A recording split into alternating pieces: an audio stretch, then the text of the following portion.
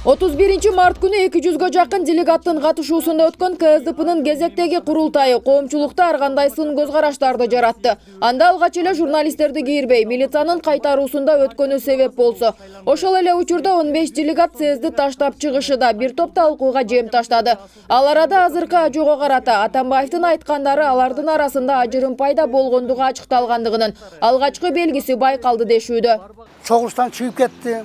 Демек мунун өзү ошол СДПК партиясынын ичиндеги наразычылык, СДПК партиясынын ичиндеги ыдыроо деп түшүнсө болот. Мындан бияка алар бардык мурдагыдай болуп, биримдик болуп, ымалашып кетиши кыйыныраак го деп ойлойм да мен. Курултайга болсо КСДПнын мүчөлөрү мында турсун, эл өкүлдөр арасынан терип чакырылышыда бир топ талкууга алынган. Мында эки лидердин ортосундагы саясат күрөшүн күчөтүүгө айланасындагылар түрткү болгону болжолдонууда. Деген менен экс-ачы Атамбаев бийликтен кеткенден кийин саясатка кайтып келбейм деп айтканы эми арман бойдон калчудай өңүт жаралган. Экс-президенттин убагында мына биз айтсак болот. Эмне деген кемчиликтер болуп атат мына. 400 миллион долларлар Кытай менен болгон договорлордогу коррупциялар чыгып атат мына. Партия деген менчик эмес ал. Партия деген партиянын негизги түпкү маңызы элге кызмат кылуу, жакшынакай уюшуруп алып. Анан азыр биздин ошо аткаминерлер ушинтип үйрөнүп алды. Мында да мен айтпасам мага ким айтат? Ал арада азыркы саясатта Атамбаев өзүнө атаандаш катары эл өкүлү Асылбек Жээнбековду көрөбү. Айтор акыркы мезгилде анын мандатын тапшыруу керектигин айткан талабын күчөтүп келүүдө. Буга чейин ал талап Мискенбаев тарабынан көтөрүлүп, анын артында кайсыл бир кызыктар адам турат деген пикирлер айтылган болчу. Муну мен айтып коюш, мени парызында аны эч ким айтпайт экен да. Мискенбаев айтып коюптур эми.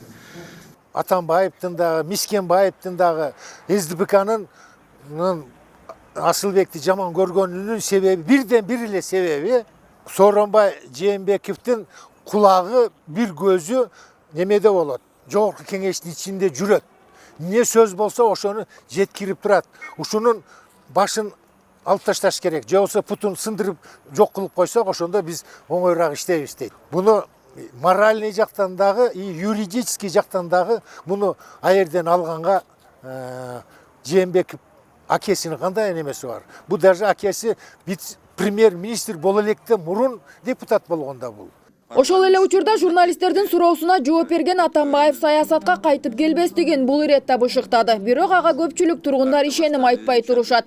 Ал арада жөн жайдан Исаковду актап, ТТК тиешеси жок деп жээре жаздаганы да эки пикирлерди жараткан. Анан калса кайманаты сары бала деп аталган Сапар Исаковду сүттөн ак кылып, мураскери катары сыпатталган Сооронбай Жээнбековду каралаганы коомчулукка караңгы болууда. Кызматтык поездка менен Кытайга кетип атам дейт. Андан нары келе айтып, ошо жанагы корреспондент берген суроого келе айтып, Владимир Владимирович менен учурашып, ошо саясатты мындан аркка кете турган саясатты ошондо чечебиз дейт. Бул ким?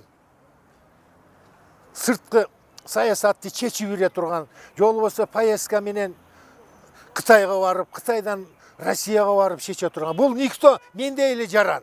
Ал анан барып туруп мамлекеттик масштабтагы маселелерди чечеби. Азыркы тапта эки лидердин ортосундагы саясий эрегиштин жүрүшү өлкөгө бир топ кедергиси тийбей койбостугу эксперттер тарабынан эскертиле баштады. Ал эми тараза ташы бийлик башындагыларга ойбу, же экстергеби азырынча бүдөмүк.